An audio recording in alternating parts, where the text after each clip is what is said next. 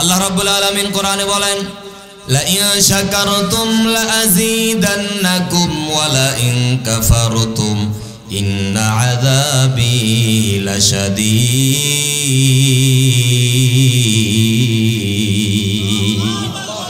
আল্লাহ রাব্বুল আলামিন বলে, বান্দা আমি আল্লাহ পাক তোমাকে মাথা থেকে পা পর্যন্ত কত নিয়ামত দিলাম। এমন এমন নিয়ামত আল্লাহ আমাকে দিয়েছে, আপনাকে দিয়েছে, যে নিয়ামতগুলো টাকা দিয়ে কিনা যায় না।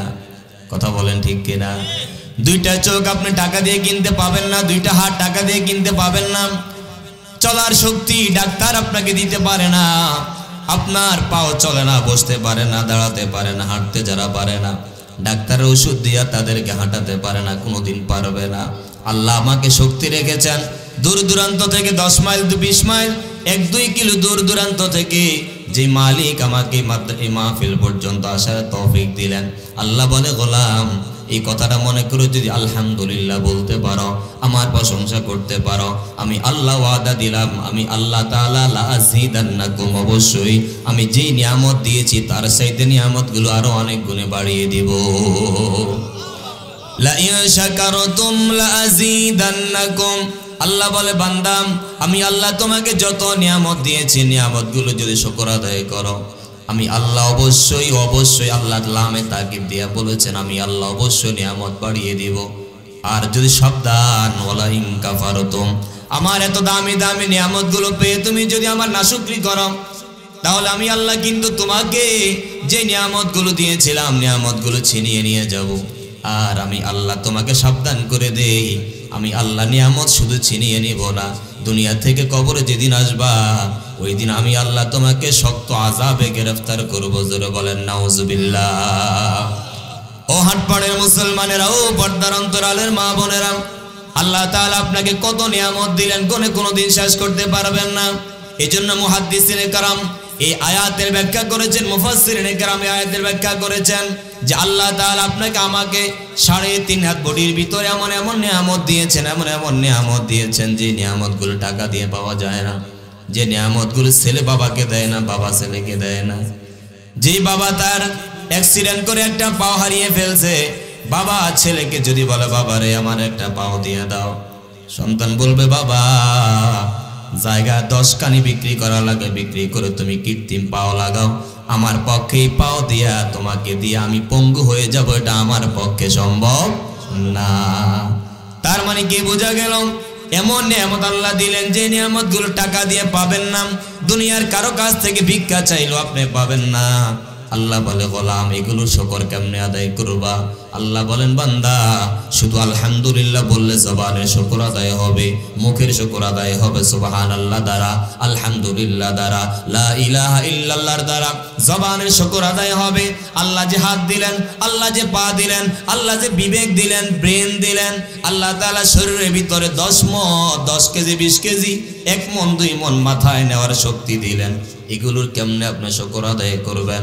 এই জন্য মুফাসসিরিনে কেরাম বলেছেন, কোন বান্দা যদি আল্লাহর এই দামি নিয়ামতটা পাইয়া দৈনিক 5 বার আমার আল্লাহর সিজদা দেয়, আমার আল্লাহ বলেন 3.5 হাত বডির সকল নিয়ামতের শুকর আদায় হয়ে যাবে। আর জোরে বলেন না সুবহানাল্লাহ। আমার প্রিয় মুসলমান ভাইরা, ও হাটপাড়ের মুসলমান, ও পর্দার অন্তরালের মা বোনেরা, আল্লাহ তাআলা এত সৌন্দর্য চেহারা আপনাকে দিয়া আল্লাহ তাআলা কিছু চায় না, দুনিয়া চায় না। আল্লাহ চায় বান্দা 5 বার আমার সামনে এসে সিজদা দাও। নামাজ এমন একটি ইবাদত যে ইবাদতের ভিতরে আমার প্রত্যেকটা অঙ্গ ব্যবহার করা লাগে। জোরে কান আল্লাহু আকবার। হাত নামাজের মধ্যে লাগে কি লাগে না? বলেন না লাগে কিনা? কপালটা লাগে কি লাগে না? কপালও লাগে, চোখও লাগে, ঠোঁটটাও লাগে, নাকও লাগে, পায়ের হাঁটুগুলো লাগে, তালুগুলোও লাগে, বডিটাও লাগে, নাড়াচাড়া করা লাগে। আল্লাহ বলেন এমন একটা নামাজের নামের ইবাদত দিয়া দিলাম, আমার কোন বান্দারা, আমার কোন বান্দিরা যদি 5 বার দৈনিক আমি আল্লাহরে সিজদা দিয়া দেয়, আমি আল্লাহ ওয়াদা দিলাম রে বান্দা, 3.5 হাত বডির কোন হিসাব তোমার কাছে আমি আল্লাহ চাইবো না, বরং আমি আল্লাহ তোমার উপর রাজি এবং খুশি হইয়া এই নিয়ামতগুলো তোমার মৃত্যুর 1 মুহূর্ত আগ পর্যন্ত আমি আল্লাহ নষ্ট হতে দিব না। আল্লাহু আকবার। এই নিয়ামতগুলো কোনোদিন নষ্ট হবে না, ধ্বংস হবে না। হাতগুলো যদি নামাজের সেজদার ভিতরে লাগে, এই চোখটা দিয়ে যদি কোরআনুল কারীমের তেলাওয়াত করা হয়, তাহলে দেখবেন আল্লাহ পাকের দয়া, কোনোদিন এই চোখের পাওয়ার যাবে না, এই হাত কোনোদিন প্যারালাইজড অচল হয়ে যাবে না, পাও দুইটা অচল হয়ে যাবে না। আমরা অনেক মুরব্বীদেরকে দেখি বয়স 70 হয়ে গেছে, বয়স 60 হয়ে গেছে, 80 হয়ে গেছে, 100 হয়ে গেছে। আমার নানি এখনো জীবিত আছে, 115-র উপর আমার নানুর বয়স, এখনো পর্যন্ত চশমা লাগায় না, নিজে নিজে হাঁটতে পারে, এখনো পর্যন্ত লাঠি ভর দেওয়া লাগে না। আমার ভাইয়েরা ছোটবেলা থেকে দেখতাম ফজরের নামাজের পরে, আমরা ছোট ছিলাম, আমরা তো নামাজ পড়তাম না, তখন নাবালেগ ছিলাম। সকালবেলা যখন 7টার দিকে উঠতাম, 8টার দিকে উঠতাম, তখন দেখি আমার নানু এখনো না যায় নামাজে কোরআন পড়ছে। তাকায়া তাকায়া দেখে একটু একটু রৌদ্র বাহির থেকে ভিতরের দিকে আসতেছে, কোরআন শরীফটা রেহালের মধ্যে লইয়া কাত করে করে রৌদ্রের দিকে আলো দিয়া দিয়া একটা একটা অক্ষর কোরআন পড়ে পড়ে তারা জীবনটা কাটিয়েছে। 100 বছর পর্যন্ত এখনো চশমার দরকার নাই। আল্লাহু আকবার। আর আজকে আপনি ডানে বামে তাকায়া দেখেন, বড় লোকের সন্তানদেরকে দেখেন, 2 বছরের সন্তানের চোখেও চশমা। কথা বলেন ঠিক কিনা? ছোট্ট একটা শিশু ডান বোঝে না, বাম বোঝে না, আগুন বোঝে না, পানি চেনে না, তার চোখের মধ্যে চশমা লাগিয়ে দেওয়া লাগছে। কেন রে ভাই? এই সন্তানটা যখন আপনার পেটে ছিল, আপনার বিবির পেটে যখন সন্তানটা ছিল, ওই মা সিরিয়াল দেখতে দেখতে, নাচ দেখতে দেখতে, গান দেখতে দেখতে সন্তানটার পেটের ভিতরে এমন এমন তাসির লাগছে। গানটা যখন আপনার কানে আপনি শুনেছেন, এটা তার সন্তানের পেটের ভিতরে যে আওয়াজ চলে গেছে। সন্তানটা 10 মাস যখন নাচ শুনতে শুনতে, গান শুনতে শুনতে যখন সন্তানটা দুনিয়াতে আসলো, এবারে সন্তান খাবার খাইতে গেলে মোবাইল ছাড়া খায় না। পড়তে বসতে বললে একদিক দিয়ে আমার বাচ্চাটা লেখে, আর একদিক দিয়ে মোবাইলে কার্টুন চলতেছে, এক অক্ষর লেখে, আবার 1 সেকেন্ড এরকম মোবাইলের দিকে দেখে, আবার একটু মোবাইল দেখে, আবার 1 লাইন লেখে, 1 লোকমা খাবার মুখে দেয়, আবার সন্তানের হাতের মধ্যে মোবাইলটা ধরাইয়া দেওয়া লাগে। সন্তান মোবাইল ছাড়া খানা খায় না, এমন সন্তান এই হাটপাড়ের মধ্যে মনে হয় নাই। আছে এলাকা আছে। আমার ভাইয়েরা যেখানে যায় সেখানে একই সমস্যা, হুজুর আমার বাচ্চাটা খানা খায় না। বলে তাহলে সন্তানটা বেঁচে আছে কেমনে? হুজুর কোনো মতে মোবাইলটা দিয়া সন্তানটারে খানা খাওয়াই, কোনো মতো মোবাইলটা দিয়া বাচ্চার কান্না বন্ধ করি। ও হাটপাড়ের মুসলমানেরা, ও পর্দার অন্তরালের মা বোনেরা, আমরাও তো বড় হয়েছি, আমরাও তো একদিন শিশু ছিলাম। আমরা কি দেখে খাবার খেয়েছিলাম? আমরা কি দেখে পড়াশোনা করেছিলাম? মোবাইল ছিল না, শহরের সর্বোচ্চ 2-3টা বাড়ির ভিতরে একটা রেডিও ছিল। কথা কোন ঠিক কিনা?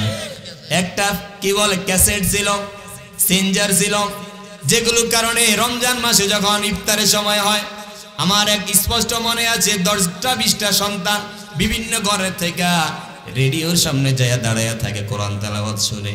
যখন আজান দিয়েছে ইফতারের সময়, চিৎকার দিয়ে আজান দিতে দিতে যারা যারা ঘরে চলে গেছি গা, মা আজান দিয়েছে ইফতার নাও। এমন একটা পরিবেশ আমাদের ছোটবেলায় ছিল কি ছিল না? এখন আছে এগুলো?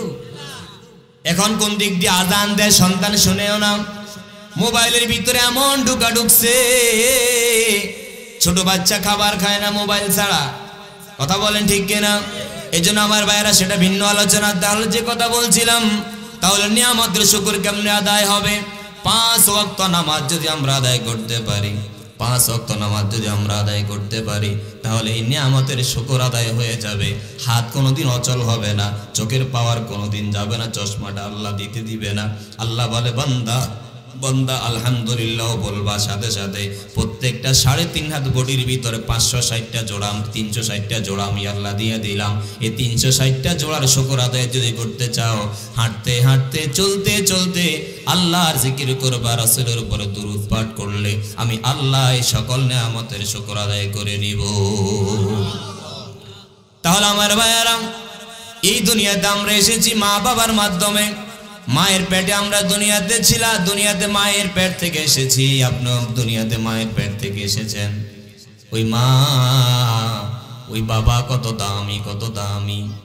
আল্লাহ কোরআনুল কারীমের ভিতরে যত জায়গার ভিতরে আল্লাহ পাক আল্লাহ নিজের ইবাদতের কথা বলেছেন। 1 নাম্বার আল্লাহর ইবাদত, 2 নাম্বার মা বাবার খেদমত। মা বাবার খেদমত করতে আল্লাহ নিজের পরবর্তী জায়গাটা আল্লাহ মাকে দিয়েছে, বাবাকে দিয়েছে। এখন আসেন, আজকে আমার সমাজে, আপনার সমাজের সন্তানেরা মায়ের কথা শুনে না, বাবার কথা শুনে না। মায়ের কথা কেন শুনে না, বাবার কথা কেন শুনে না? সন্তানের যেই পাওনা ছিল সেই সন্তানের পাওনা আমরা দিতে পারি না। সন্তানটা যেই পাওনা আমার কাছে ছোটবেলায় ছিল সেটা আমি তারে দেই নাই। যে সময় তারে মক্তবে পাঠানোর কথা ছিল, মক্তবে না পাঠাইয়া মোবাইলের পিছনে তারে ঢুকিয়ে রাখলাম। রাত 12টা বেজে যায়, 1টা বেজে যায়, মাও টিভি দেখে, বাবাও টিভি দেখে। ওই 5 বছরের সন্তানটাও রাত 12টা পর্যন্ত সজাগ হইয়া 1টা বাজে যখন ঘুমায়, তাহলে সে সকালবেলা ফজরের সময় কেমনে আজান শুনবে? মাও আজান শুনে না, বাবাও আজান শুনে না। কথা বলেন ঠিক কিনা? মাও আজান শুনে না, মাও ফজর পড়লো না, বাবাও ফজর পড়লো না, সন্তান ওঠে 8টায়, ওই দিক দিয়ে মক্তব ছুটি হয়ে যায়। তাহলে আপনি ছোটবেলা থেকে সন্তানটার ইসলামী বানালেন না, কোরআন শিখালেন না, নামাজ শিখালেন না, সন্তানটা কেমনে নামাজ পড়বে? এই জন্য আমি আমার সন্তানদেরকে বলবো, আমি আমার মা বাবাদেরকে বলবো, যাদের সন্তান আছে ওয়াদা করেন, যাদের সময় চলে গেছে এখন তো আর বললে লাভ নাই। পরবর্তী প্রজন্ম যারা আসবে, সন্তান যখন পেটের ভিতরে আসবে, যখন আপনি গর্ভে সন্তান নিবেন, 10 মাসের ভিতরে কোনোদিন আপনি নাচ দেখবেন না, গান শুনবেন না, কোরআন তেলাওয়াত করবেন, কোরআন তেলাওয়াত শুনবেন। এটার প্রভাব আপনার সন্তানের পেটের ভিতরে, সন্তান যেটা আছে ওটার ভিতরে পড়বে। ওই সন্তানটা যখন দুনিয়াতে আসবে, ওটা মোবাইল খুঁজবে না, ওটা মসজিদ খুঁজবে। নামাজ বুঝে না, বাবা মসজিদের দিকে যাইলে বাবার পাঞ্জাবির পিছু ছাড়ে না। কথা কন ঠিক কিনা? কেন এরকম পরিবেশটা কেন হয়?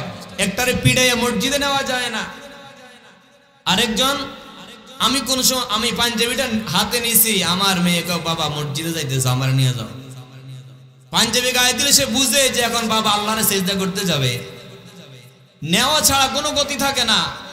আরেকটা বাচ্চারে আপনি পিড়াইয়া মসজিদের দিকে নেওয়া যায় না, ও ভয় পায়, মসজিদ শুনলে ভয় পায়। অথচ আমার সন্তান, আপনার সন্তান এশার সময় গভীর অন্ধকার, ওকে যতই বলি বাইরে ভয়, অন্ধকার, ঠান্ডা, ও কিছু মানবে না।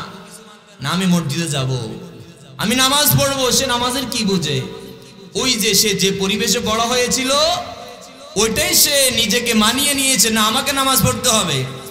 যেই মা নামাজে দাঁড়িয়ে যে আজান শোনার সাথে সাথে ছোট্ট নাবালেগ মা, সন্তানটা যেটা ছেলে আছে মেয়ে আছে, মা যখন সেজদা দেয়, মায়ের সাথে সন্তানও সেজদা দেয়।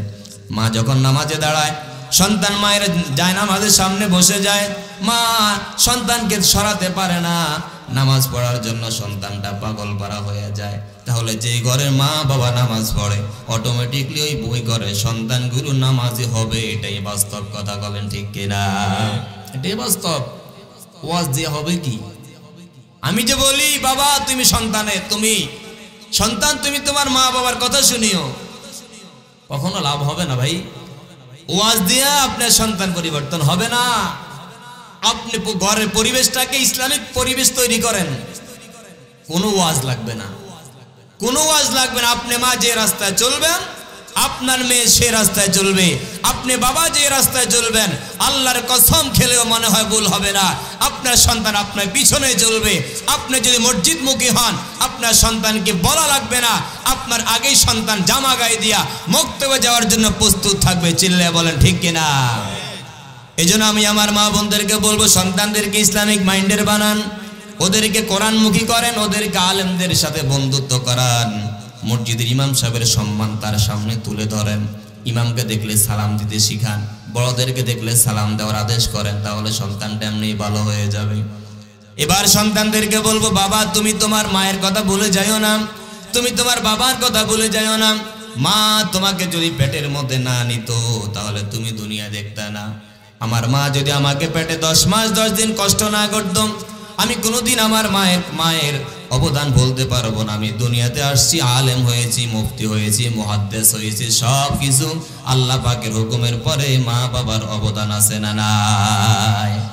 এই জন্য আমার ভাইয়ের, আল্লাহ তাআলা পবিত্র কোরআনে বলেছেন, যেখানে আল্লাহ পাক নিজের ইবাদতের কথা বলেছেন, গোলামির কথা বলেছেন, আল্লাহ পাক নিজের গোলামি করার পর 1 নাম্বার আল্লাহ পাক দুনিয়ার মানুষের ক্ষেত্রে আল্লাহ মায়ের নাম নিয়েছে, বাবার নাম নিয়েছে। আল্লাহ বলেন, কোন বান্দা যদি মাকে খুশি করতে পারে, বাবাকে সন্তুষ্ট করতে পারে, খেদমত দিয়া, সুন্দর ব্যবহার দিয়া, আচার ব্যবহার দিয়া, আল্লাহ বলেন মা খুশি হবে। সাথে সাথে মনে করবা 100% গ্যারান্টি, আমি আল্লাহ তোমার উপর খুশি হয়ে গেলাম। জবানটা ছেড়ে বলেন না সুবহানাল্লাহ। আমার প্রিয় মুসলমান ভাইয়েরা ও হাটপাড়ের যুব সমাজেরা, মাকে জীবনে কত কষ্ট দিয়েছ, ওয়াদা করো আর কোনোদিন মারে কষ্ট দিব না, আর কোনোদিন মারে কষ্ট দিব না। মায়ের থেকে দোয়া নিব, মায়ের থেকে দোয়া নিয়ে সন্তান আল্লাহর ওলি হয়। ঘটনা আছে না নাই? হযরতে বাইজিদ বুস্তামি রহমাতুল্লাহ আলাইহির ঘটনা কার না জানা? স্কুলে বইয়ের ভিতরেও আছে, কলেজের বইয়ের ভিতরেও আছে, হাদিসের ভিতরেও আছে। হযরতে বাইজিদ বুস্তামি রহমাতুল্লাহ আলাইহি আল্লাহ পাকের এত বড় ওলি, কেমনে হইলেন আল্লাহর ওলি? সন্তান ঘুমিয়ে আছে, মাও শুয়ে গেছে। হঠাৎ করে বাইজিদ বুস্তামি রহমাতুল্লাহ আলাইহির মা হঠাৎ করে ডাক দিয়া কয়, বাইজিদ, আমি মার বড় তৃষ্ণা লেগেছে রে বাবা, একটু আমার এক গ্লাস পানি দাও। বাইজিদ বুস্তামি রহমাতুল্লাহ আলাইহি বলেন, দেরি করলাম না, কিসের ঘুম, কিসের ঠান্ডা, কিসের কম্বল। মা ডাক দিয়েছে, তাড়াতাড়ি করে বাইজিদ বুস্তামি রহমাতুল্লাহ আলাইহি উঠে গেলেন, দৌড়াইয়া খালি কলসির কাছে চলে গেলেন। কলসের কাছে যাইয়া দেখে কলসটা নাড়া দিলেন, পানি নাই। হায় হায়, মা তৃষ্ণার্ত, মায়ের গলাটা কলিজাটা শুকিয়ে আছে, মাকে পানি তো দেওয়া লাগবে। মায়ের কাছে ফিরে আর যায় নাই, কলসিতে পানি নাই। মায়ের কাছে আইসা বলে নাই, মা পানিতে কলসিতে পানি নাই। তাড়াতাড়ি করে বুদ্ধি খাটায়া সন্তান দৌড়াইয়া চলে গেছে পানির খোঁজে। পানি তালাশ করার জন্য অনেক দূরে চলে গেল, কূপের ভিতরে টিউবওয়েল খুঁজতে খুঁজতে অনেক দূরে বাইজিদ বুস্তামি রহমাতুল্লাহ আলাইহি চলে গেলেন। চলে যাওয়ার পর এদিক দিয়া দেরি হয়ে যাওয়াতে মা তৃষ্ণা নিয়া চোখ বন্ধ করে ঘুমিয়ে পড়ছে। মা সন্তান পানি নিয়ে আসছে, আইসা দেখে এরকম ভাবে গ্লাসের ভিতরে পানি লইয়া মায়ের শিওর আইসা দাঁড়ায়া সালাম দিলেন, কোনো জবাব নাই। তাকায়া দেখে মা ঘুমায়, তাকায়া দেখে মা ঘুমায়। এবার নিজে বিবেক খাটাচ্ছে, ছোট্ট শিশু, মাত্র 7 থেকে 8 বছর বয়স হবে তখন। হযরতে বাইজিদ বুস্তামি রহমাতুল্লাহ আলাইহি বিবেক খাটাচ্ছে, বুদ্ধি খাটাচ্ছে, কি মাকে জাগাবো না দাঁড়িয়ে থাকবো। কিছুক্ষণ পর্যন্ত চিন্তা করলেন, মন একবার বলতেছে, মা যেহেতু তৃষ্ণা নিয়ে ঘুমিয়ে আছে, মনে হয় কষ্ট হবে, একটু আস্তে আদবের সাথে জাগাইয়া দেই। আবার চিন্তা করে না, মা মাত্র ঘুমিয়েছে, কাঁচা ঘুম থেকে মারে জাগাইলে কষ্ট হবে, কি করতে পারি। শেষ পর্যন্ত সিদ্ধান্ত নিলেন, সারা রাত যদি দাঁড়িয়ে থাকা লাগে মায়ের জন্য দাঁড়িয়ে থাকবো। কারণ ওই বাইজিদ বুস্তামি রহমাতুল্লাহ আলাইহি বলেন, তখন আমার জেহানে, আমার বিবেকের ভিতরে একটা কথা আসছে, হায় এক রাত্র যদি মায়ের জন্য ঘুম কোরবান করতে পারি, আমার মা তো আমার জন্য 10 মাস আমার মায়ের ঘুম কোরবান করছে। কথা বলেন, করছে না? আমি যখন মায়ের পেটে ছিলাম, আপনি যখন মায়ের পেটে ছিলেন, মা ঘুমাতে পারে নাই, রাত্র প্রচুর ঠান্ডা। আপনি যখন মায়ের কলিজার ভিতরে একটা লাথি মারলেন, নাড়াচাড়া করলেন, মায়ের কলিজায় গিয়ে আঘাত লাগছে, মার ঘুম ভেঙে যায়, আর ঘুম আসে না। বাইজিদ বুস্তামি রহমাতুল্লাহ আলাইহি বলেন, চিন্তা করলাম আমার এক রাত্রে ঘুম কোরবান হোক, কোনো সমস্যা হবে না। আমার মা যদি আমার জন্য 10 মাস ঘুম নষ্ট করতে পারে, কষ্ট করতে পারে, আমি কেন পারবো না? অপেক্ষা করতেছেন, দাঁড়িয়ে আছে শিওরে, মাথার কিনারায় দাঁড়াইয়া অপেক্ষা করে। মা উঠবে, সাথে সাথে গ্লাসটা মায়ের হাতে তুলে দিব। গভীর রজনী হয়ে ফজরের কাছাকাছি সময় হয়ে গেল, হঠাৎ করে মায়ের ঘুম ভেঙে গেল। মা চোখ খুলে দেখে সন্তান বাইজিদ গ্লাস হাতে নিয়ে দাঁড়িয়ে আছে। মায়ের চোখে পানি চলে আসছে। বাবা, কিরে, এত গভীর রজনী তুই কেন দাঁড়িয়ে রইলি? মা, তুমি আমার কাছে পানি চেয়েছিলেন, পানির জন্য গিয়েছিলাম, কলসিতে পানি ছিল না, দূর দূরান্ত চলে গেলাম, পানি খোঁজ করতে করতে অনেক দেরি হয়ে গেছে। মা, বেয়াদবি মাফ করবা, সময় মতো তোমাকে পানি দিতে পারি নাই, আমারে ক্ষমা করে দিও। মা চোখের পানি ছেড়ে দিয়া বলে, বাবা, কেন তুই আমার জন্য না ঘুমাইয়া দাঁড়িয়ে রইলি? সন্তান ডাক দিয়া কয়, মা, আমি তোমার জন্য মাত্র একটি রাত কষ্ট করছি রে মা। তুমি কি আমার জন্য 10 মাস ঘুম নষ্ট করো নাই? তুমি কি এই মাঘ মাসের শীতের মধ্যে দিয়া ঘুম ভেঙ্গে তুমি কি আমার জন্য রাতের পর রাত জেগে থাকো নাই? তোমার পাশে তো আমার বাবা ঘুমিয়েছিল মা, আমার বাবা ঘুম ভাঙে নাই, নাক ডেকে ডেকে আমার বাবা ঘুমিয়েছে রে মা, তুমি তো ঘুমাও নাই। আমি ছোট্ট শিশুর মাথার ভিতরে কথাটা আসছে, মা 10 মাস যদি আমার জন্য কষ্ট করতে পারে, আমি এক রাত কেন পারবো না?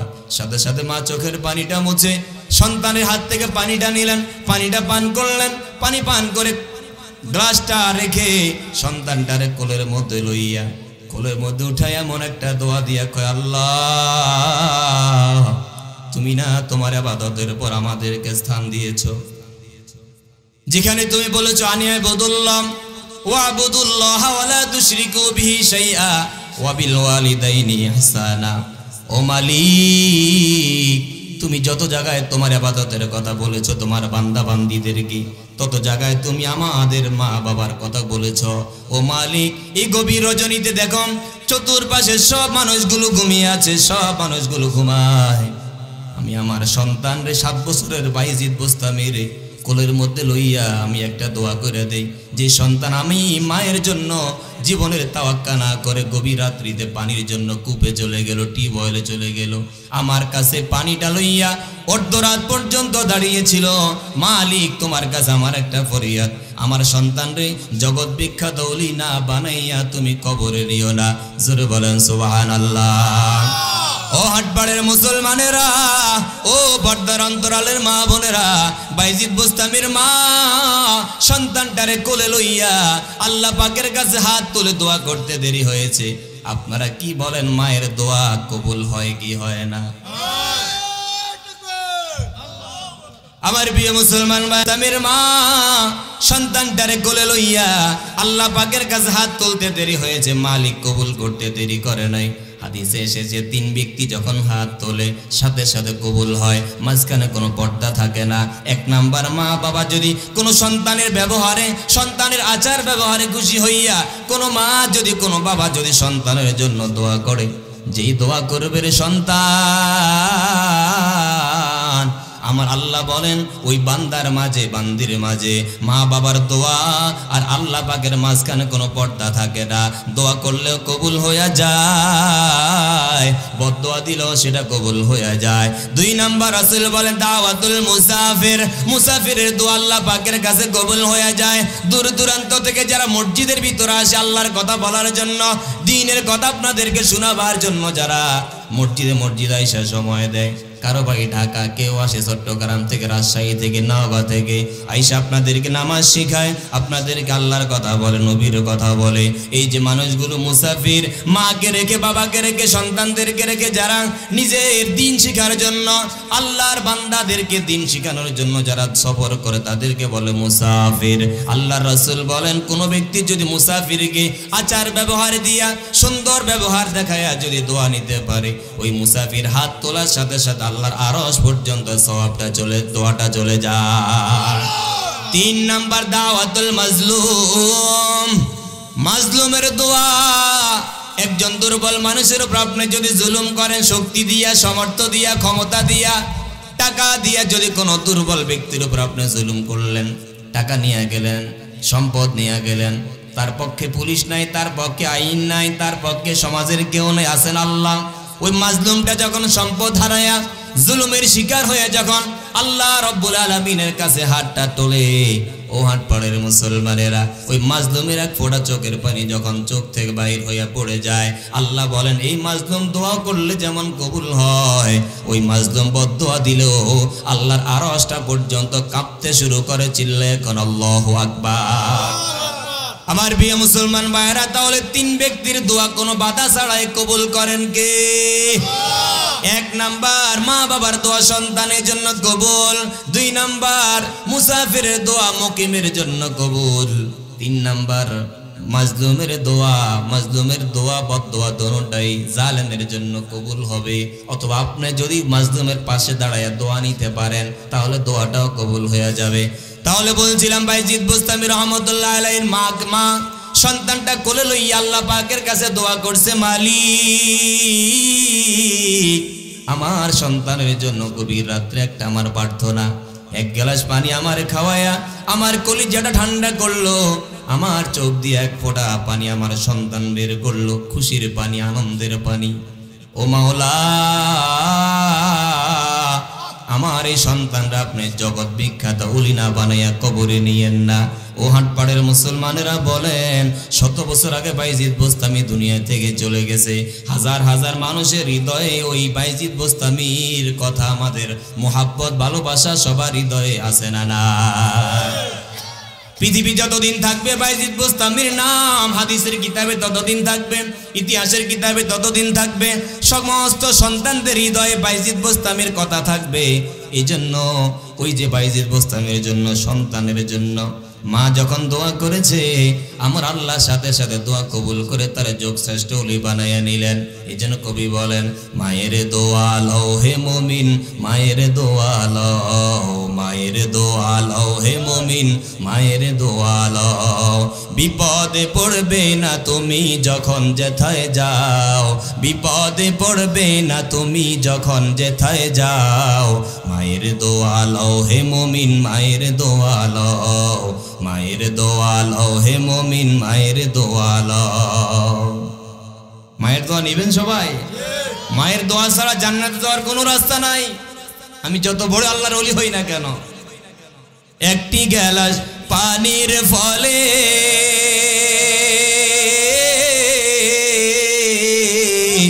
বাইজিদের কোলে তুলে,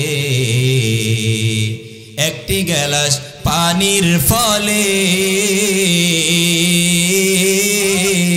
বাইজিদের কোলে তুলে, হাত তুলে মা বলে বাইজিদের ওলি বানাও, হাত তুলে মা বলে বাইজিদের ওলি বানাও। মায়ের দোয়া লও হে মুমিন, মায়ের দোয়া লও। বলেন মায়ের দোয়া, বলেন বলেন মায়ের দোয়া লও হে মুমিন, মায়ের দোয়া লও, মায়ের দোয়া লও হে মুমিন, মায়ের দোয়া লও।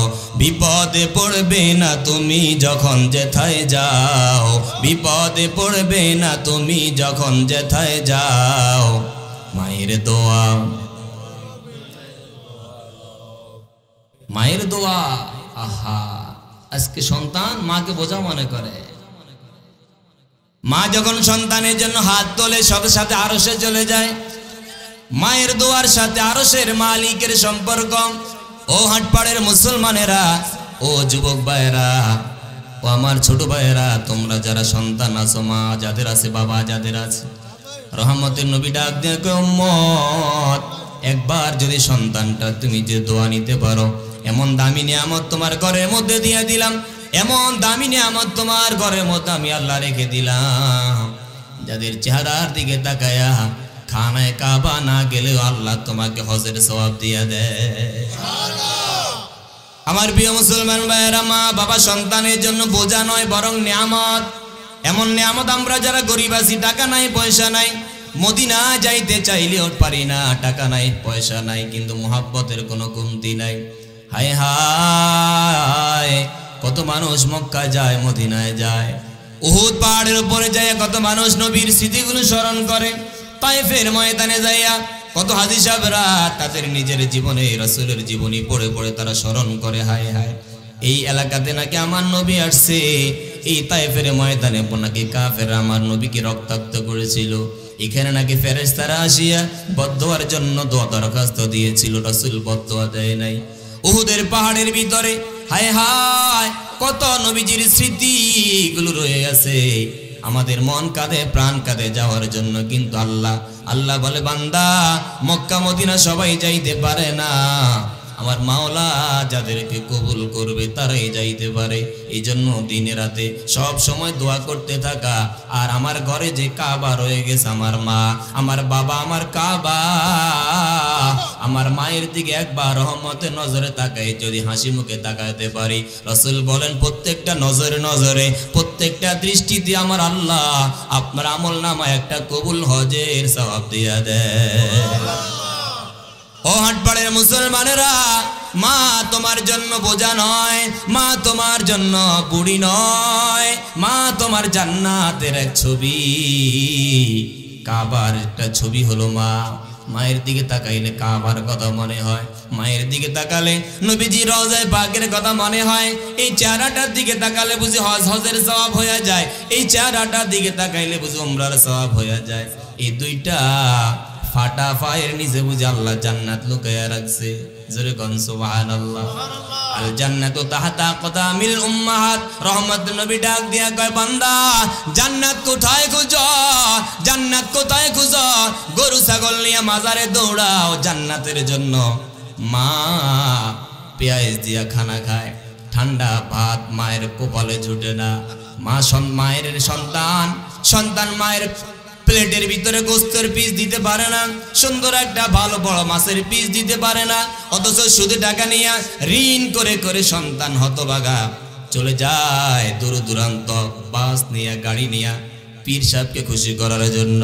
আল্লাহ কয় রে বান্দা, তোর পীর সাহেব খুশি হইলে আমি খুশি হব এমন কোনো গ্যারান্টি আমি কোথাও দেই নাই। তোর ঘরের ভিতরে যে মা পানি দিয়া ভাত খায়, কাঁচামরিচ দিয়া তোর যে মাটা ভাত খায়, ওই মারে পানি ভাত না খাওয়ায়া একটা মাছ কিনে যদি তুমি সন্তান মাকে হাতের মধ্যে তুলে দিয়ে হাসি মুখে বলো, মা এটা তোমার জন্য স্পেশাল রান্না করেছি, আল্লাহর কসম রে হাটপাড়ের মুসলমানেরা, ওই বৃদ্ধ মা চেহারাটা সুন্দর নাই, চেহারাটা পরিষ্কার নাই, কাপড়গুলো পরিষ্কার নাই, ওই মা যদি এক টুকরা খাবার পাইয়া, এক টুকরা গোস্ত পাইয়া, একটা ভাজি মাছ পাইয়া কলিজার ভিতরে নিয়ে যদি আপনার জন্য হাত তোলে, আল্লাহর কসম আপনার জন্য জান্নাত ওয়াজিব হয়ে যাবে। হযরতে মুসা আলাইহিস সালাতু ওয়াস সালাম আল্লাহ রাব্বুল আলামিনের একজন জলিলুল কদর নবী, গরম নবী ছিলেন। হযরতে মুসা আলাইহিস সালাতু ওয়াস সালাম একদিন আল্লাহ পাকের সাথে কথা বলতে বলতে এক পর্যায়ে বলে ফেলছে, মাওলা আমার একটা বিষয় জানার আছে। কি বিষয় জানবারে মুসা ডাক দিয়ে, আল্লাহ তুমি তো আমারে নবী বানিয়েছো, আমারে কত কারামতি তুমি দিয়েছো, কত মুআজিজা দিয়েছো রে আল্লাহ গো, আজকে হঠাৎ করে আমি মুসার মনের মধ্যে বড় একটা প্রশ্ন জাগছে। আমি যখন মারা যাব, আমি যখন কবরে যাব, কবরের পর যখন আমার হাসর হবে, হাসরের পর আল্লাহ তুমি আমার জান্নাত একটা দেওয়ার ওয়াদা করেছ। আমি মুসা জানতে চাই, আমি মুসা কালিমুল্লাহর সাথে জান্নাতে তুমি কারে দিবা? জোরে কোন সুবহানাল্লাহ। জান্নাতের সঙ্গী হিসাবে আমি কারে পাবো? আল্লাহ তাআলা মুসা নবীর প্রশ্নের জবাব দিয়ে কয়, মুসা শুনো শুনো শুনো, মন খারাপ করিও না, আমি আল্লাহ জান্নাতে তোমার প্রতিবেশী হিসাবে, তোমার পাশের জান্নাতে আমি আল্লাহ একজন গোস্ত বিক্রেতা কসাইকে রাখবো। জোরে কোন সুবহানাল্লাহ। আল্লাহু আকবার। ও হাটপাড়ের মুসলমানেরা, ও যুব সমাজেরা, যাদের মা আছে বাবা আছে, তাদেরকে উদ্দেশ্য করে আমি বলছি, মুসা নবীকে আল্লাহ বলেছে তোমার জান্নাতে, তোমার পাশের জান্নাতে থাকবে একজন কসাই। মুসা নবীর মন খারাপ হয়ে যায়, আল্লাহ আমি একজন জলিলুল কদর পয়গম্বর, আমার এত দাম, আমারে তুমি তাওরাত কিতাব দিয়ে সম্মানিত করেছ, আমারে তুমি নদী খনন করিয়া সাগরের ভিতর দিয়া রাস্তা কইরা আমারে ফেরাউনের কষ্ট থেকে মুক্তি দিয়া এত সম্মান আমারে দিলা, আমার নাম কোরআনে কতবার আছে। ও মাওলা, একজন কসাই বুঝি আমার জান্নাতের সঙ্গী হবে, সাথী হবে, প্রতিবেশী হবে। আল্লাহ কয়, মুসা রে আমি তোর জানাইয়া দেই রে মুসা, এই দুনিয়ার আমাদের শাহরাস্তির কসাই না, খিলা বাজারের কসাই সে না, অন্যান্য হাজার হাজার কসাইয়ের মতো সে কসাই না, সে নামের কসাই, গোস্ত বিক্রি করে। বলে আল্লাহ আনকমন একজন আশ্চর্য একজন কসাইয়ের কথা আপনি বললেন, একটু তারে আমি দেখতে চাই। আল্লাহ বললেন, দেখবার যদি চাও অমুক সময় অমুক বাজারে যাইবা, দোকানে যাইবা, এই এই চেহারা দেখতে, গায়ের রংটা এমন, উচ্চতা হবে এমন, দেখতে এমন, আল্লাহ আলামত গুলো বলে দিলেন। মুসা আলাইহিস সালাতু ওয়াস সালাম চলে গেলেন ওই কসাইয়ের খোঁজে, চলে গেলেন বাজারে। বাজারে যাওয়ার পরে ঠিকানা আল্লাহ যেমনে যেমনে বলে দিয়েছিলেন তেমনে তেমনে গেলেন। সেখানে যাইয়া হযরতে মুসা তাকাইয়া দেখে একটা লোক গরু জবাই করলো।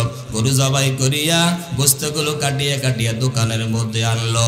দোকানের মধ্যে আনার পরে সর্বপ্রথম গোস্তটা বিক্রি করার আগে আগে একটা টুকরা গোস্ত একটা পাত্রের মধ্যে লইয়া, একটা প্যাকেটের মধ্যে লইয়া সুন্দর গোস্তটা বাছাই করে আলাদা একটা প্যাকেটে রেখে দিল, বাকি গোস্তগুলো বিক্রি করে দিল।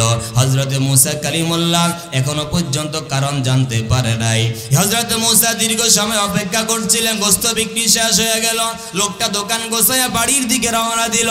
বাড়ির দিকে রওনা দেওয়ার পর হযরতে মুসা আলাইহিস সালাতু ওয়াস সালাম পিছনে পিছনে চললেন, দেখি আমি এই কসাই কি এমন আমল করে যে আমলের কারণে আল্লাহ তাআলা মুসা কালিমুল্লাহর সাথে তার জান্নাতে জায়গা দিবে। লোকটা তালাশ করে হযরতে মূসা লোকটার পিছনে পিছনে যাইতে শুরু করলেন। এক পর্যায়ে বাড়িতে চলে গেলেন। বাড়িতে যাওয়ার পরে দেখলেন, বিবিকে বলল, বিবি এই নাও, এই গোশত আমার দোকানের গরুর প্রথম গোশতটা বিক্রি করার আগে গোশতটা মায়ের জন্য রেখে দিয়েছি, সুন্দর করে রান্না করো, ভুনা করো।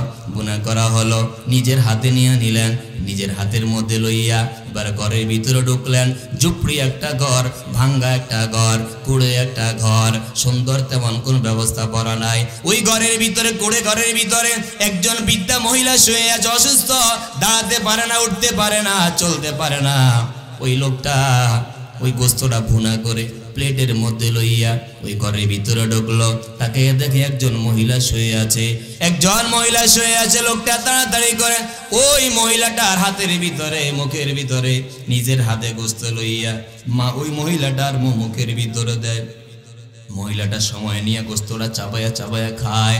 আস্তে আস্তে অনেক সময় লাগায় ওই গোস্তগুলো তারে খাওয়ায়া এবার বাইর হয়ে আসার সময় এবার মুসা আলাইহিস সালাতু ওয়াস সালাম সালাম দিলেন। সালাম দিয়া বলতেছে, আসসালামু আলাইকুম ইয়া ইবাদাল্লাহ, ও আল্লাহর বান্দা, আমারে তুমি হয়তো চিনবা না, আমার নাম মুসা কালিমুল্লাহ। আল্লাহু আকবার বলেন। লোকটা আশ্চর্য, হায় হায়, একজন কোষার বাড়িতে আল্লাহর জলিলুল কদর পয়গম্বর হাজির। আশ্চর্য হয়ে গেল, কি মুসা কালিমুল্লাহ, সত্যি আপনি মুসা? বল, হ্যাঁ আমি মুসা কালিমুল্লাহ। কেন আপনি আমার কাছে এসেছেন? আমি এসেছি আপনার দৈনন্দিন জীবনের আমলগুলো জানার জন্য। আপনি কি আমল করেন?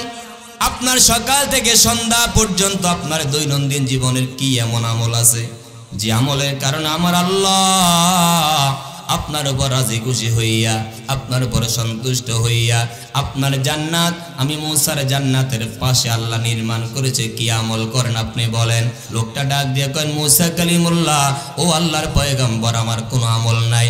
ফজরের নামাজ জামাতে আদায় করি, নামাজের পর আমি আমার দৈনন্দিন জীবনের কাজ, পশু জবাই করা, গরু জবাই করি, গোশত দোকানে উঠাইয়া বিক্রি করার আগে আপনি যে ঘটনাটা এতক্ষণ পর্যন্ত দেখলেন, এক টুকরা গোশত আমার মায়ের জন্য আলাদা রেখে দেই।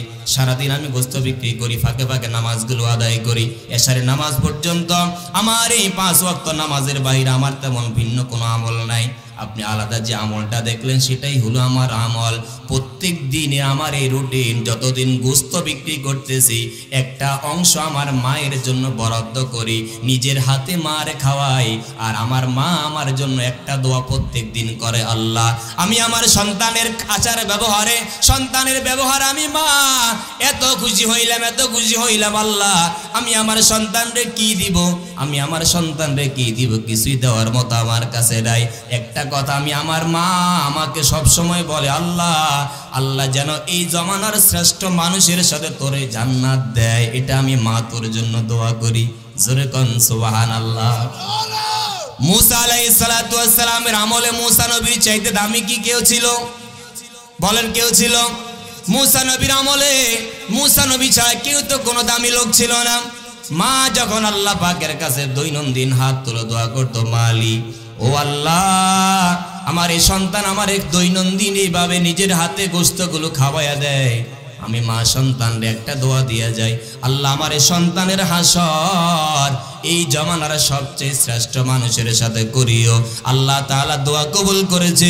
মুসার চাইতে এই জমানার ভালো কোনো মানুষ নাই যিনি আল্লাহর একজন নবী এবং রাসূল। এই জন্য আমার আল্লাহ দোয়া কবুল করে কয়, মুসা সাধারণ কোন মানুষকে তোমার সাথে দেই নাই, যে মানুষটা জান্নাতে তোমার সাথে থাকবে ওই মানুষটা হইল মায়ের দোয়া নেওয়া একজন সৌভাগ্যবান সন্তান। জোরে কোন সুবহানাল্লাহ। এই জন্য মায়ের খেদমত করা দরকার, কম না বেশি? কি খেদমত করবা ছেলেরা, কি বলো? মা যখন সন্তানকে বলে, বাবা একটু পানি নিয়ে আয়, আমি মা রান্না করবো, একটু পানি আমারে দিয়ে যাও। ও যুবকেরা, ও শিশুরা, তোমরা যারা ছোট ছোট কাজ করতে পারো, মায়ের পাতিলটা ধুইয়া দিতে পারো, পানির জগটা আগাইয়া দিতে পারো, ছোট্ট ছোট্ট কাজগুলো তুমি যেগুলো করতে পারো সেগুলো মারে করতে দিও না। মা একটু আমারে দাও, আমি একটু করি, তোমার দোয়া নেওয়া লাগবে। আমার কবরে যদি বাঁচা লাগে তোমার দোয়া ছাড়া আমার কোনো উপায় নাই।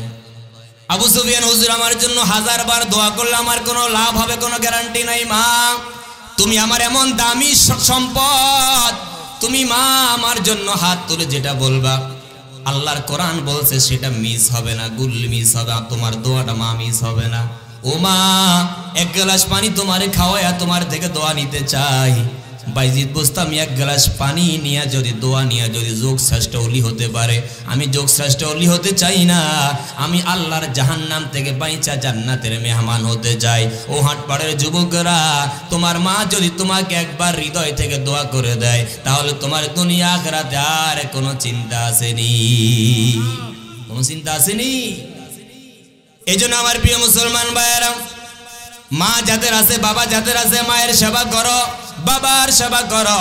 হুজুরের খেদমতের আগে মায়ের খেদমত, পীর সাহেবের খেদমতের আগে মা বাবার খেদমত, মা বাবার খেদমত আগে, মা বাবারে খানা খাওয়াইবা আগে। সন্তান, দূরে দূরে যাওয়ার কোনো দরকার নাই, দূর দূরান্ত যাওয়ার কোনো দরকার নাই। আল্লাহ যদি কোনোদিন সমর্থ দেয়, তুমি খানায় কাবা যাইবা, নবীর রওজা জিয়ারত করে সালাম জানাইবা। এই সারা দুনিয়ার যত জায়গা আছে, যেখানে গেলে তুমি মনে করো জান্নাত কামাই করে নিয়েছ, ভুল ভুল ভুল, ধোকা ধোকা ধোকা। বাবার দরবারে গরু নিয়ে গেলে জান্নাতের কোনো নিশ্চয়তা নাই। পীর সাহেবের কদম দইরা সালাম করলে কোনোদিন জান্নাতের ওয়াদা তোমার কাছে আল্লাহ রাসূল দেয় নাই। আল্লাহর ওয়াদা, নবীজির ওয়াদা, ওই মায়ের কদম দইরা যদি দোয়া নিতে পারো, মায়ের কপালে চুমু দিয়ে যদি দোয়া নিতে পারো, সেবা করে যদি দোয়া নিতে পারো, আল্লাহ পাকের ওয়াদা, ওই তোমার মায়ের পায়ের নিচে আমি তোমার জান্নাত লুকাইয়া রাখছি। আল্লাহ আমাদের সবাইকে মা বাবার খেদমত করার তৌফিক দিয়ে দেন, চিল্লায়া বলেন আমিন। আমার প্রিয় মুসলমান ভাইয়েরা, আসেন এবার আরেকটা আলোচনার দিকে যাই। আরেকটা আয়াত তেলাওয়াত করলাম। আল্লাহ কোরআনে বলেন, ইয়া আইয়ুহাল্লাযীনা আমানু হাল আদুল্লুকুম আলা তিজারাতিন তুনজিকুম মিন আযাবিন আলীম। জোরে বলি আল্লাহু আকবার। ও হাটপাড়ের মুসলমানের, ও পর্দার অন্তরালের মা বোনের, একটু অন্তরে কানটা লাগান। ও মা, জীবনে কত ওয়াজ জীবনে শুনেছ রে মা। 50তম এই বার্ষিক মাহফিল, অন্যান্য বছর তো মাহফিল হয়েছে, আপনারা জানেন কেমন মাহফিল ছিল, কি আপনারা শুনেছেন, কি এই মাহফিল হয়েছে। আমরা এলাকার মানুষ, আমাদের অনেক কিছু জানাশোনা আছে। মাহফিল শুধু করলে হবে না, বিদেশিদের কত কষ্টের টাকায় মাহফিলে দেওয়া হয়। এখানে যদি কোরআনের কথা না হয়, এখানে যদি নবীর জীবনী আলোচনা না হয়, সমাজ পরিবর্তনের আলোচনা না হয়, এই মাহফিল করে আপনাদের কোনো লাভ হবে না। এত কষ্টের টাকা প্রবাসীরা পাঠায়, মারা চাল দিয়ে দেয়, ডিম দিয়ে দেয়, নারকেল দিয়ে দেয়, সুপারি দিয়ে দেয়, মাহফিলের আবেগে মোহাব্বত ভালোবাসা নিয়ে কিছু আপনাকে নিতে হবে, কোরআনের কথা আপনাকে শুনতে হবে। আল্লাহ পাক আমার তেলাওয়াত কি আয়াতের মধ্যে বলেন, ইয়া আইয়ুহাল্লাযীনা আমানু হাল আদুল্লুকুম আলা তিজারাতিন তুনজিকুম মিন আযাবিন আলীম। জোরে বলি আল্লাহু আকবার। আমার ভাইরা, বিস্তারিত আলোচনা করব না, একটু সামান্য আপনাদেরকে একটু বলে যাই। আল্লাহ বলেন, ইয়া আইয়ুহাল্লাযীনা আমানু, হে কালিমাওয়ালারা, ইমানদারেরা, তোমরা যারা মুসলমান দাবি করছো, তোমরা যারা 5 বার আমি আল্লাহর সিজদা দাও, তোমরা যারা মা আর বাবার পায়ের নিচে জান্নাত তালাশ করো, তোমরা যারা মায়ের খেদমত করো, বড়দের শ্রদ্ধা করো, ছোটদেরকে আদর স্নেহ করো, আমি আল্লাহ তোমাদেরকে লক্ষ্য করে বলি, হাল আদুল্লুকুম আলা তিজারা, আমি কি তোমাদের কেমন একটা ব্যবসার কথা বলবো না? আমি আল্লাহ কি তোমাদের কেমন একটা বিজনেসের কথা বলবো না? তুনজিকুম মিন আযাবিন আলীম, যে ব্যবসাটা তোমরা যদি জুড়তে পারো, এই ব্যবসার 1 নাম্বার লাভ হইল তুনজিকুম মিন আযাবিন আলীম, আল্লাহ পাক মৃত্যুর পর কবরের ভয়ানক আযাব থেকে তোমাকে রক্ষা করবে। চিল্লায়া বলেন সুবহানাল্লাহ। ও হাটপাড়ের মুসলমানেরা, ও যুব সমাজেরা, ও পর্দার অন্তরালের মা বোনেরা, আল্লাহ পাক নিজে প্রস্তাব পাঠিয়েছেন, আমি কি তোমাদের কেমন একটা ব্যবসা শিখাবো না, যে ব্যবসা করলে টাকা পাওয়া যাবে না, যে ব্যবসা করলে দালান কোঠা বানানো যাবে না। আল্লাহ কয়, যে ব্যবসা করলে জাহান্নাম থেকে মুক্তি পাওয়া যাবে। সুবহানাল্লাহ বলেন। কি দুনিয়ার টাকার দাম বেশি দিবেন আপনি, নাকি জাহান্নাম থেকে মুক্তির লাভ বেশি? কোনটা বেশি লাভ? জাহান্নাম থেকে মুক্তি পাওয়াটাই বেশি লাভ। একজন মুসলমান এই পৌষ মাসে ঠান্ডা দিয়ে ফজর পড়ে কি জন্য? আল্লাহকে খুশি করা, জাহান্নাম থেকে মুক্তি পাওয়া। কথা বলেন ঠিক না? ঠান্ডা প্রচন্ড শীতের মধ্য দিয়ে নামাজ পড়ি আমরা জান্নাতের আশায়, জাহান্নাম থেকে বাঁচার আশায়। আগুনে জ্বলতে পারবো না, পড়তে পারবো না, সে ভয় আমরা নামাজ পড়ি। আল্লাহ পাক বলছেন শুনো শুনো, শুধু নামাজ নয়, রোজা নয়, হজ নয়, যাকাত নয়, মা বাবার খেদমত নয়, এগুলো সব কিছু করার পাশাপাশি আমি আল্লাহ পাক তোমারে কিছু রাস্তা বলে দেই জাহান্নাম থেকে মুক্তির জন্য। 1 নাম্বার আল্লাহ বলেন এমন একটা ব্যবসার কথা আমি আল্লাহ তোমাদেরকে বলছি রে শোনো, তুমজিকুম মিন আযাবিন আলীম, যে ব্যবসাটা করলে তোমরা জাহান্নাম থেকে মুক্তি পাইবা, আগুন থেকে মুক্তি পাইবা। আমরা বলি আল্লাহ বলেন কি ব্যবসা করব? আল্লাহ বলেন তুমিনুনা বিল্লাহ। 1 নাম্বার তোমরা যদি জাহান্নাম থেকে মুক্তি পেতে চাও, জান্নাতের মেহমান হতে চাও, 7টা এরকম 8টা জান্নাত আল্লাহ বানিয়ে রাখছে, 8 জান্নাতের মধ্যে একটা জান্নাত তুমি যদি মালিক হতে চাও, আমি আল্লাহ 1 নাম্বার বললাম তুমিনুনা বিল্লাহ, আল্লাহর বিশাল বিস্তৃত জান্নাতটা যদি পেতে চাই 1 নাম্বার আল্লাহর উপর ঈমান আনা লাগবে। কার উপর ঈমান? জবানটা সে সবাই বলেন কার উপরে? তুমিনুনা বিল্লাহ। আল্লাহ বলেন 1 নাম্বার কাজ হল আল্লাহর প্রতি ঈমান আনো। আল্লাহ আমার রব, আল্লাহ আমার সব। এই ডানে বামে আমি যা দেখি যা দেখি না সব কিছু কার সৃষ্টি? আস্তে কয় কার সৃষ্টি? আসমান আল্লাহর সৃষ্টি, জমিন আল্লাহর সৃষ্টি, আপনি আমি আল্লাহর সৃষ্টি, সব আল্লাহর সৃষ্টি। আল্লাহ তাআলা বলেন তুমি এগুলোকে বিশ্বাস করে নিবা। তুমিনুনা বিল্লাহ। 1 নাম্বার আল্লাহ বলেন তোমরা যদি আমার সাথে ব্যবসা জড়তে চাও তাহলে 1 নাম্বার কাজ হলো আমার উপর ঈমান আনবা, তাকদীর উপর ঈমান আনবা, ভালো মন্দ তাকদীর উপর ঈমান আনবা। এবার রাসূল একটা ভিন্ন হাদিসে হযরত আলী থেকে বর্ণিত, রাসূল বলেন عن علي رضي الله تعالى عنه قال قال رسول الله صلى الله عليه وسلم لا يؤمن عبد حتى يؤمن بأربع تؤمن بالوحده لا شريك له وأني رسول الله والبعث بعد الموت والقدر। হযরত আলী রাদিয়াল্লাহু তাআলা আনহু বলেন রাসূল করিম সাল্লাল্লাহু আলাইহি ওয়াসাল্লাম আমি কথা বলতে শুনেছি, রাসূল বলেন লা ইউমিনু আবদুন হাত্তা ইউমিনা বিআরবা, কোন বান্দা ততক্ষণ পর্যন্ত ঈমানদার হতে পারে না যতক্ষণ পর্যন্ত তার ভিতরে 4টা গুণ অর্জন না হবে। বলেন কয়টা? হাত্তা ইউমিনা বিআরবা, যতক্ষণ পর্যন্ত সে 4টা বিষয়ের উপর পুরোপুরি বিশ্বাস তৈরি না করবে ততক্ষণ পর্যন্ত সে শুধু লা ইলাহা ইল্লাল্লাহ বলে সে ঈমানদার হতে পারবে না। আল্লাহ রাসূল বলেছেন 1 নাম্বার ওয়াহদাহু লা শারীকা লা, ওয়াহদাহু লা শারীকা লা। রাসূল বলেন ওই ব্যক্তি ঈমানদার যেই ব্যক্তি আল্লাহকে এক মানবে, আল্লাহর সাথে শিরিকের গুনাহ করবে না। রাসূল বলেন ওই ব্যক্তি ঈমানদার। 2 নাম্বার ওয়ান্নি রাসূলুল্লাহ, আমাকে রাসূল বলে যারা বিশ্বাস করবে, মুহাম্মাদুর রাসূলুল্লাহ সাল্লাল্লাহু আলাইহি ওয়াসাল্লামকে আখিরি নবী, শেষ নবী, শ্রেষ্ঠ নবী, দু জাহানের বাদশাহ নবী যারা বিশ্বাস করে নিবে তাদেরকে আমি আল্লাহ মুমিন বলবো।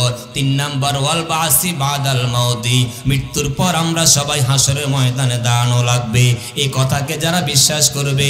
4 নাম্বার ওয়াল কদরি, তাকদীরের উপরে যারা বিশ্বাস করবে। এই 4টা গুণ যাদের ভিতরে পরিপূর্ণ অর্জন করতে পারবে আল্লাহ রাসূল বলেছেন তারাই হলো খাঁটি ঈমানদার। জোরে বলেন সুবহানাল্লাহ। তাহলে পরিপূর্ণ ঈমানদার হওয়ার জন্য আমার এই তেলাওয়াতকৃত আয়াত হাদিসের ভিতরে রাসূল 4টা কথা বললেন। 1 নাম্বার ওয়াহদাহু লা শারীকা লা, আল্লাহকে এক জানা, আল্লাহর সাথে কাউকে অংশীদার স্থাপন না করা। 2 নাম্বার মুহাম্মাদুর রাসূলুল্লাহকে শ্রেষ্ঠ নবী হিসাবে বিশ্বাস করা, সেরা নবী হিসাবে বিশ্বাস করা। 3 নাম্বার মৃত্যুর পর আবার আমাদেরকে আল্লাহ জীবিত করবেন, হাসরের ময়দান কায়েম করবেন, সেটাকে পুরোপুরি বিশ্বাস করা। 4 নাম্বার তাকদীরের উপর বিশ্বাস করা, আমার ভালো মন্দ, বিপদ আপদ, সুখ দুঃখ সব কিছু আমার কপালে ছিল, কার পক্ষ থেকে আসছে? আসতে বলছে কার পক্ষ থেকে? অসুস্থ হইলে আমাদের মন খারাপ হয়ে যায় না? কিন্তু এটাকে মন খারাপ হওয়া ঠিক? সুস্থতা যেমন নিয়ামত, অসুস্থতাও তেমন নিয়ামত। আরো আশ্চর্য বড় খুশির কথা হলো যার যত আল্লাহ পাকের সাথে প্রেম আর ভালোবাসা তৈরি হয়। আল্লাহ যারা যত বেশি ভালোবাসে তারে তত বেশি বিপদ দেয়। এই জন্য অসুস্থতাটা আল্লাহ পাকের পক্ষ থেকে একটা পরীক্ষা। আল্লাহ যারে ভালোবাসে তারে আল্লাহ অসুস্থতা বেশি দেয়, বিপদ আপদ বেশি দেয়। আল্লাহ বলে, গোলাম বিপদ দিয়েছি, রোগ দিয়েছি, আমার উপর নিরাশ তুমি হইও না, তুমি আমি আল্লাহর উপর খুশি থাকো। আর এই কথা বিশ্বাস করে নাও, আল্লাহ আমাকে, আমার উপর আল্লাহর নজর পড়েছে বিদায় আমি অসুস্থ হয়েছি, আমার উপর আল্লাহর নজর পড়েছি বিদায় আমি আঘাত পেয়েছি, ব্যথা পেয়েছি, কষ্ট পেয়েছি। এই জন্য যাদের অন্তরে কলিজার ভিতরে আল্লাহর প্রেম আছে, আল্লাহর ভালোবাসা আছে, ওই মানুষগুলো সুখেও যেমন আলহামদুলিল্লাহ বলে, অসুস্থ হইলেও তারা বলে আলহামদুলিল্লাহ। ঠিক কিনা? এই জন্য ইমানকে মজবুত করবেন। সন্তান অসুস্থ হয়ে গেলে অনেকে তো ইমানে চলে যায়। বাচ্চা অসুস্থ হয়ে গেলে আল্লাহ, এই এলাকা হাট পাড়ে কত বাচ্চা আছে, তুমি আমারটারে দেখছো আর কারোটা দেখলে না, আমার বিপদে ছাড়ে না, আমার ইনকাম নাই, রুজি নাই, তুমি আমার সন্তানটারে বিপদটা দিয়ে দিলা। আল্লাহ, এই এলাকা কত ধনী মানুষের ছেলেরা আছে, তাদেরকে তুমি দেখো না? এই কথাগুলো বললে কি আর ইমান থাকে? কথা বলে না থাকে? আল্লাহ, তুমি এটা অনবিচার কেন করছো আমার উপরে? নাউজুবিল্লাহ, নাউজুবিল্লাহ। বান্দা যখন বলে, আল্লাহ তুমি অনবিচার কেন করছো, আমার এত বেশি রোগ কি লেগে দাও, আমার অভাব কেন তুমি সরাও না, তুমি কি আমার দেখতে পারো না, তুমি কি আমার উপর খুশি নও? অথচ আল্লাহ নিজে নিজে হাসে আর বলে, বান্দা আমি তোমার উপর খুশি হওয়ার মতো কি আমল তুমি করছো, তোমার উপর আমি খুশি হয়ে যাবো? কয়দিন ফজর পড়ছো তুমি? কয়দিন তুমি ঠান্ডার মধ্যে ফজর পড়ছো? সালাতু খায়রুম মিনান নাওম, ঘুম থেকে নামাজ ভালো, ঘুম থেকে নামাজ ভালো। এই কথাটা মুয়াজ্জিন প্রত্যেকদিন কতবার বলেছে, দিনে দিনে বলেছে, মাসের পর মাস, বছরের পর বছর বলেছে। তুমি কয়দিন আসছো? আমি তোমার উপর কেমনে খুশি হব, আমি তোমার উপর কেমনে রাজি হব আমার ভাইয়েরা? তাহলে আল্লাহ পাকের উপর খুশি হওয়ার জন্য, আল্লাহ আমার উপর রাজি খুশি হওয়ার জন্য ওই কাজগুলো আমাকে করা লাগবে। এই জন্য আল্লাহ তাআলা রাসূলকে দিয়া বলেন, ওয়াল কাদেরি, যারা তাকদীর বিশ্বাস করবে ভালো, এটাও আল্লাহর পক্ষ থেকে আসছে। 1000 টাকার মালিক হয়ে গেলাম আল্লাহর পক্ষ থেকে, দোকানদারি আজকে ভালো হয়েছে, কালকে খারাপ হয়েছে, আলহামদুলিল্লাহ। বেশিতেও আলহামদুলিল্লাহ, কমের মধ্যে আলহামদুলিল্লাহ। ছোট বাচ্চা তোমরা যারা পরীক্ষা দাও, প্রথম পরীক্ষার উল্লং 1 হয়ে গেছে, দ্বিতীয় পরীক্ষার উল্লং 10 হয়ে গেছে, 1 হইল আলহামদুলিল্লাহ, 10এও আলহামদুলিল্লাহ। সর্ব অবস্থায় যারা আল্লাহর পর আলহামদুলিল্লাহ বলতে পারবে, আল্লাহর পর বিরূপ মন্তব্য না করে, আল্লাহকে খুশি করার জন্য যারা সর্ব অবস্থায় আল্লাহর প্রশংসা করবে, তারাই হলো ইমানদার। জোরে বলেন সুবহানাল্লাহ। আমার প্রিয় মুসলমান ভাইয়েরা, আসেন সামনে যাই। তাহলে আল্লাহ তাআলার সাথে ব্যবসা করার জন্য 1 নাম্বার হলো তুমিনুনা বিল্লাহ, আল্লাহর উপর ঈমান। 2 নাম্বার ওয়া রাসূলি, রাসূলের উপর ঈমান। কার উপর ঈমান? লা ইলাহা ইল্লাল্লাহু মুহাম্মাদুর রাসূলুল্লাহ। বলেন, লা ইলাহা ইল্লাল্লাহু মুহাম্মাদুর রাসূলুল্লাহ সাল্লাল্লাহু আলাইহি ওয়াসাল্লাম। আল্লাহ তাআলা বলে, বান্দা তুমি যে মুসলমানের খাতার ভিতরে নাম লিখেছ, কি দিয়া নামটা লেখাইছো একবার চিন্তা করছো? একটা হলো তাওহীদ, আর একটা হলো রিসালাত। প্রথম অংশ তাওহীদের কালিমা, লা ইলাহা ইল্লাল্লাহ, তাওহীদ। আল্লাহ ছাড়া কোনো ইলাহ নাই, আল্লাহ ছাড়া আইন দাতা নাই, বিধান দাতা নাই, রিজিক দাতা নাই, সম্মান দাতা নাই, রোগ বিমার ভালো করার কেউ নাই, আছেন একমাত্র আল্লাহ। 2 নাম্বার মুহাম্মাদুর রাসূলুল্লাহ। শেষের অংশতে বললাম, শ্রেষ্ঠ নবী মুহাম্মদ সাল্লাল্লাহু আলাইহি ওয়াসাল্লাম, তিনি আল্লাহর পক্ষ থেকে এসেছেন, নিজে থেকে তিনি আসেন নাই, নিজে নিজে দুনিয়াতে আসে নাই, মন গড়া কোনো কাজ তিনি করেন নাই। আল্লাহর নবী জন্ম থেকে মৃত্যু পর্যন্ত যা করেছেন সব কিছুই ছিল আল্লাহর পক্ষ থেকে উম্মতের জন্য শিক্ষণীয় বিষয়। জোরে বলেন ঠিক কিনা? নবীর সকল কাজ উম্মতের জন্য শিক্ষা। এই জন্য 1 নাম্বার তুমিনুনা বিল্লাহ, আল্লাহর উপর ঈমান, ওয়া রাসূলি, রাসূলের প্রতি ঈমান। আল্লাহ 3 নাম্বার বলেন, ওয়া তুজাহিদুনা ফি সাবিলিল্লাহি বিআমওয়ালিকুম ওয়া আনফুসিকুম। জোরে বলেন সুবহানাল্লাহ। আল্লাহ তাআলা 3 নাম্বার বলেছেন, আল্লাহর সাথে যারা ব্যবসা করতে চায়, আল্লাহর সাথে যারা ব্যবসা জুড়তে চায়, জাহান্নাম থেকে যারা নাজাত পেতে চায়, আল্লাহ বলেন 3 নাম্বার তোমার কাজ হলো আল্লাহর রাস্তায় নিজের জীবন দিয়া তোমাকে লড়াই করা লাগবে। বলেন সুবহানাল্লাহ। আর 4 নাম্বার হলো আল্লাহ তাআলা বলেন সম্পদ দিয়েছি আমি আল্লাহ, ওই সম্পদ দিয়েও আমি আল্লাহর সাথে তুমি জিহাদ করা লাগবে। 1 নাম্বার গায়ের শক্তি দিয়া, 2 নাম্বার হলো নিজের সম্পদ দিয়া। এই 2টা দিয়া যারা দ্বীনের পথে কাজ করবে, ইসলামের পক্ষে কাজ করবে, দ্বীনি মার্কাজ প্রতিষ্ঠা করার জন্য যারা এই কাজগুলো করবে, আল্লাহ পাকের ওয়াদা হলো আমি আল্লাহ পাক ওয়াদা দিলাম রে বান্দা, তোমার সাথে আমি আল্লাহ ব্যবসা জুড়ে তোমাকে জাহান্নাম থেকে মুক্ত করে দিব। কি ক্লান্ত হয়ে গেছেন? বেশি ক্লান্ত সবাই? তাহলে আমার ভাইয়েরা আসেন অল্প সময় শেষ করে দিব। তাহলে আল্লাহ পাক বলেন বান্দা আমি আল্লাহ পাক তোমার সাথে ব্যবসা করতে চাই, তোমাকে আমার সাথে ব্যবসার পার্টনার বানাতে চাই। তুমি কি করবা শুনো। 1 নাম্বার তুমিনুনা বিল্লাহ, আল্লাহর উপর ঈমান আনো। 2 নাম্বার ওয়া রাসূলি, রাসূলের উপর ঈমান আনো। 3 নাম্বার ওয়া তুজাহিদুনা ফি সাবিলিল্লাহ, আল্লাহর পথে নিজের মাল দিয়ে তুমি কুরবান করবা, জিহাদ করবা। ওয়া আনফুসিকুম, নিজের জীবন দিয়ে আল্লাহর পথে সংগ্রাম করবা।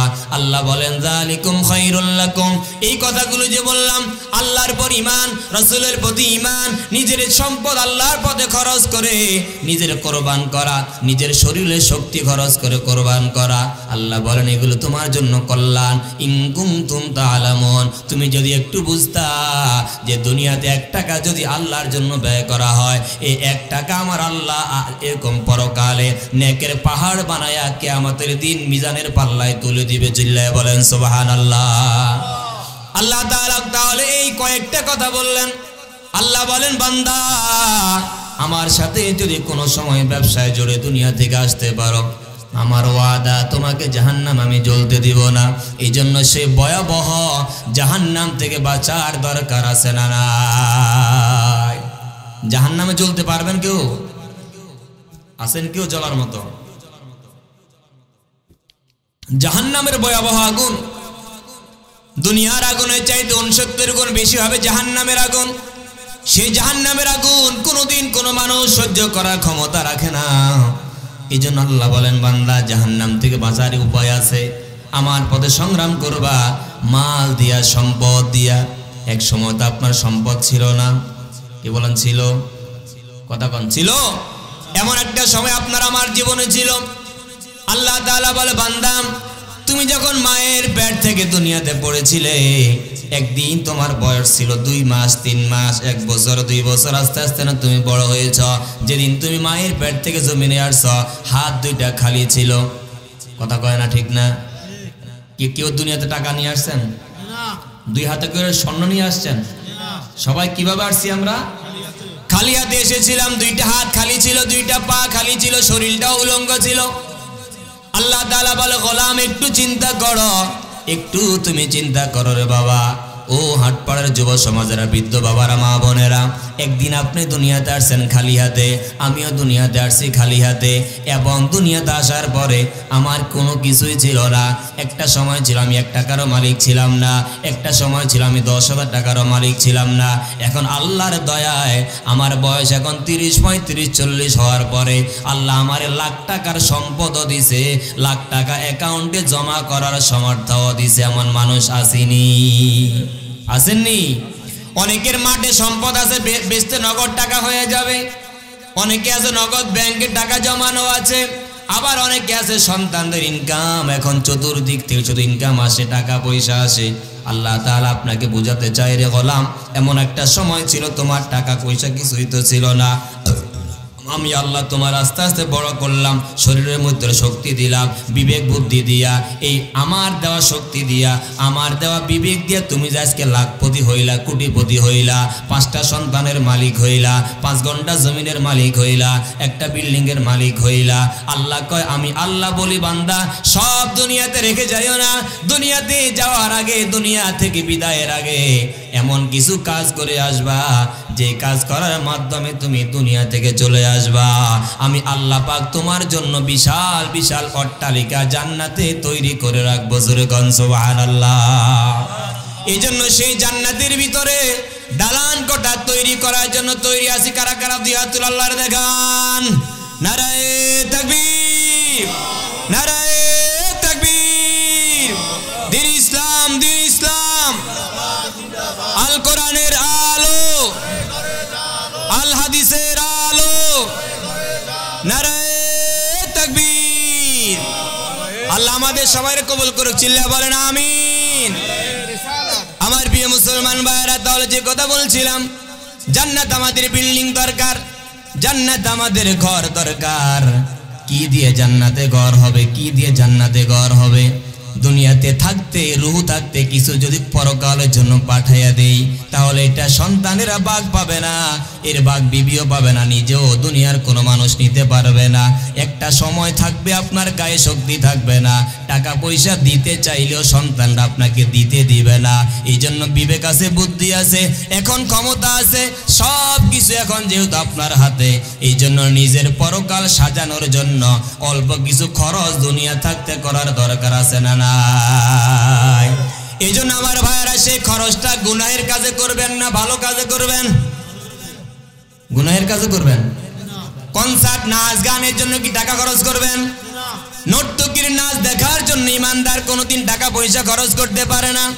ইমানদারের টাকা পয়সা খরচ হবে কোরআনের মাহফিলে, ইমানদারের টাকা খরচ হবে মসজিদে, মাদ্রাসায়, এতিমের কাছে, গরিবের কাছে, মিসকিনের কাছে। আল্লাহ বলে, বান্দারে এমন একটা সময় আসবে যে সময় তুমি দুনিয়া থেকে চলে আসবা, লাখ টাকা দুনিয়াতে রেখে যাইবা, কিন্তু সন্তানেরা তোমার পাশে, কবরের পাশেও যাবে না, তোমার জন্য 10টা টাকাও দান করবে না। এই জন্য বুদ্ধিমান তো সে, যেই ব্যক্তি নিজের বিবেক থাকতে, শক্তি থাকতে, পাওয়ার থাকতে কিছু টাকা পয়সা আখিরাতের জন্য ব্যাংকের মধ্যে জমা করে, তারাই হলো সবচাইতে বড় বুদ্ধিমান। কথা বলেন ঠিক কিনা?